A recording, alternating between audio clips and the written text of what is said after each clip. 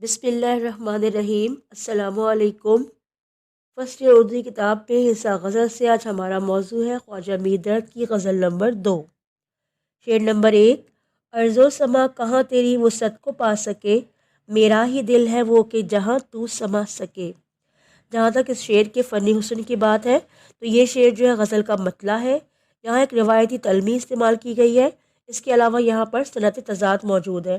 ارض و سما یعنی کہ زمین و آسمان، وسعت یعنی پھیلاؤ، کشادگی، آسانی، سما جانا یعنی کہ جذب کر لینا۔ یہاں پر انسانی جذبوں کی وسعت کو شاعر نے جو ہے بیان کیا ہے۔ اس شعر میں عشق حقیقی کا بیان ہے کہ کائنات میں اللہ تعالیٰ نے کئی مخلوقات اور کئی چیزوں کو تخلیق کیا، لیکن انسان کے اندر اللہ تعالیٰ کا، اس کی قدرت کا گہرا احساس جو ہے وہ موجود ہے۔ تو اس شعر میں ایک روایتی تلوی جو استعمال کی گئی ہے وہ یہ ہے کہ جب اللہ نے کائنات اور تمام کائنات کی چیزوں کو تخلیق فرمایا تو تمام مخلوقات اور زمین و آسمان کو بلایا، انہیں دنیا میں اپنا خلیفہ اور نائب بنانا چاہا، تو سب نے معذوری ظاہر کی اور انکار کیا۔ اللہ نے جب انسان کو یہ پیشکش کی تو اس نے یہ ذمہ داری قبول کی، لہٰذا انسان کے دل کے سوا کسی اور جگہ میں وہ وسعت نہیں، وہ پھیلاؤ نہیں جس میں اللہ جو ہے وہ سما سکے۔ یہاں پر شاعر نے اسی بات کو جو ہے بیان کرتے ہوئے انسانی جذبوں کی وسعت کو بیان کیا ہے کہ اللہ تعالیٰ کی جو قدرت ہے، اللہ تعالیٰ کی جو محبت ہے، اس کی عظمت اور بلندی کا جو احساس ہے، دراصل وہ انسان کے دل میں اس کا احساس جو ہے بڑا گہرا ہے۔ یہاں پر اس اللہ تعالیٰ نے انسان کو یہ ودیت کی ہے جس پر انسان کو بڑا ناز ہے کہ کائنات میں کسی بھی جگہ اتنی وسعت یا پھیلاؤ نہیں ہے کہ جہاں اللہ تعالیٰ کی ذات سما سکے سوائے انسانی دل کے، جو کہ اللہ کا گھر ہے۔ تو مومن کا دل جو ہے وہ اللہ کا گھر ہوتا ہے۔ شعر نمبر 2۔ وحدت میں تیری حرف دوئی کا نہ آ سکے، آئینہ کیا مجال تجھے منہ دکھا سکے۔ وحدت کا مطلب ہے ایک، یعنی کہ یہاں پر جو ہے واحد ہونے کی، اللہ تعالیٰ کی واحد ہونے کی ذات جو ہے اس کو بیان کیا گیا ہے۔ اس کے علاوہ یہاں پر دوئی کا مطلب شرک کا جو ہے معنی میں لیا گیا ہے، یعنی کہ کوئی دوسرا، یعنی کہ اللہ کسی کی کوئی طرح سے اللہ کی ذات میں کسی کو صحیح یا شریک ماننا۔ حرف دوئی یعنی کہ کوئی بھی ایسا لفظ جو کہ کسی بھی طرح سے بھی شرک کے لیے استعمال کیا جائے۔ تو اس کا مفہوم یہ ہے کہ اللہ تعالیٰ کی یہاں یکتائی اور وحدانیت کو اس شعر میں بیان کیا گیا ہے۔ یہ شعر اللہ تعالیٰ کے واحد ہونے پر دلالت کرتا ہے کہ اللہ تعالیٰ کا نہ کوئی شریک ہے، نہ کوئی حصے دار ہے، نہ اس کا کوئی صحیح ہے، نہ اس کا کوئی ساتھی ہے، بلکہ اس بات کا تصور بھی نہیں کیا جا سکتا، کیونکہ اللہ تعالیٰ نے قرآن مجید میں یہ بات بار بار بیان فرمائی کہ اللہ کی عظمت یہ ہے کہ وہ واحد ہے، وہ یکتا ہے۔ یہاں تک کہ آئینہ جو ہر شے کا عکس دکھاتا ہے، وہ بھی اللہ کا عکس جو ہے وہ دکھانے کی ضرورت نہیں کر سکتا۔ تو کائنات کی کوئی چیز ایسی نہیں ہے جو اللہ کا عکس بھی پیدا کر سکے، جو اللہ کا عکس بھی دکھا سکے۔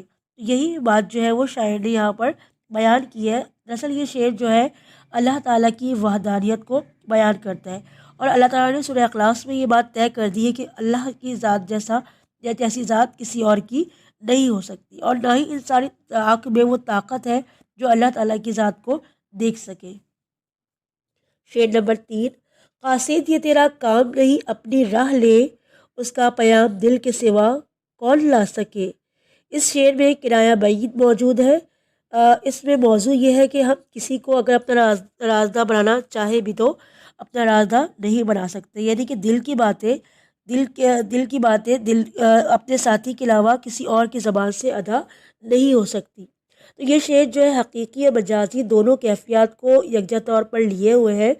شاعر اپنے ناصح اور واعظ یا کو مخاطب کرتے ہوئے کہتا ہے کہ وہ یہ سمجھتے ہیں کہ اللہ کے قریب ہے، لہٰذا عبادت کے ذوق میں ان کو اللہ تک رسائی حاصل ہے، لہٰذا وہ اس پر غرور کرتے ہیں، جبکہ یہ اللہ کی توفیق ہے کہ وہ کس کو اپنا قرب عطا کرتا ہے۔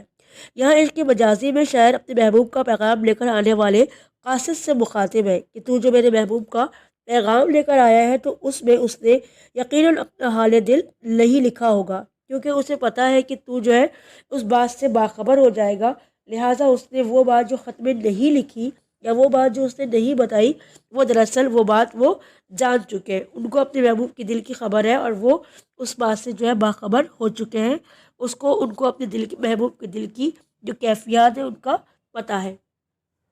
تو یہاں پر شاعر جو ہے وہ دراصل یہ بات بھی بیان کرنا چاہتے ہیں کہ خدا اور بندے کے درمیان تعلق براہ راست ہے، دل سے نکلی ہوئی بات دل پر اثر کرتی ہے، لہٰذا اللہ تعالیٰ وہ محبوب ہے جس نے اپنے ہر احساسات پہنچانے کے لیے اللہ تعالیٰ تک کسی بھی احساس یا جذبے یا کوئی بھی بات پہنچانے تک کسی قاصد یعنی کہ پیغام لے کر جانے والے کی ضرورت نہیں رہتی۔ اللہ سے جتنی زیادہ لو لگائی جائے اتنا ہی اللہ جو ہے وہ بندے کو اپنا قرب عطا کرتا ہے۔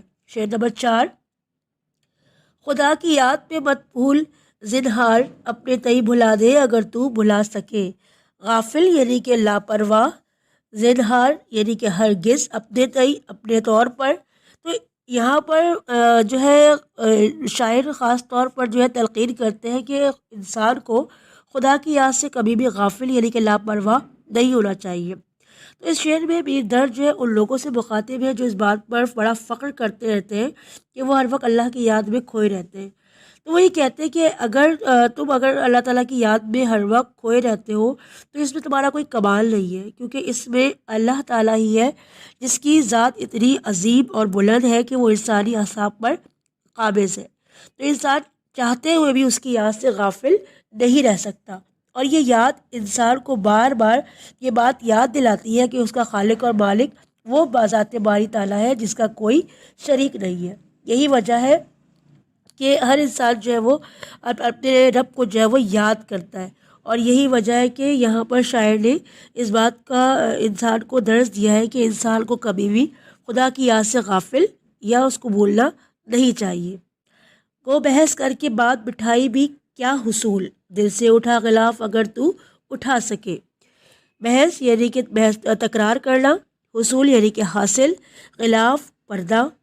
اس شعر میں میر درد جو ہے وہ یہ کہتے ہیں کہ اے انسان، جب تو اس بات پر یقین رکھتا ہے کہ خدا جو ہے اس کا جلوہ ہر جگہ موجود ہے، ہر شے پہ اس کا عکس ہے اور وہ تیری شہرک سے بھی قریب تر ہے، تو پھر ایسی کیا وجہ ہے کہ تجھے وہ دکھائی نہیں دیتا اور تو صرف چنی سنائی باتوں پر یقین کر کے اسے مانتا ہے، یا پھر اسے ماننے کے لیے تجھے دلیل چاہیے؟